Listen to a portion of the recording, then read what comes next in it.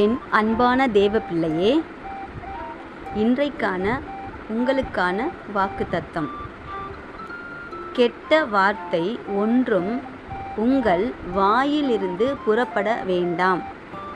பக்தி விருத்திக்கு ஏதுவான நல்ல வார்த்தை உண்டானால் அதையே கேட்கிறவனுக்கு பிரயோஜனமுண்டாகும்படி பேசுங்கள். எபேசியர் 4:29. வாயிலிருந்து புறப்படுகிறவைகள் இருதயத்திலிருந்து புறப்பட்டு வரும். அவைகளே மனுஷனை தீட்டுப்படுத்தும். எப்படியெனில், இருதயத்திலிருந்து பொல்லாத சிந்தனைகளும், விபச்சாரங்களும், வேசித்தனங்களும், கொலை பாதகங்களும், களவுகளும், பொருளாசைகளும், துஷ்டத்தனங்களும், கபடும், காமவிகாரமும், வன்கண்ணும், தூஷணமும், பெருமையும், மதிகேடும் புறப்பட்டு வரும்.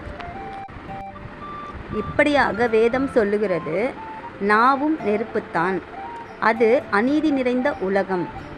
நம்முடைய அவயங்களில் நாவானது முழு சரீரத்தையும் கரைப்படுத்தி ஆயுள் சக்கரத்தை கொளுத்தி விடுகிறதாயும் நரக அக்கினியினால் கொளுத்தப்படுகிறதாயும் இருக்கிறது. யாக்கோபு 3:6.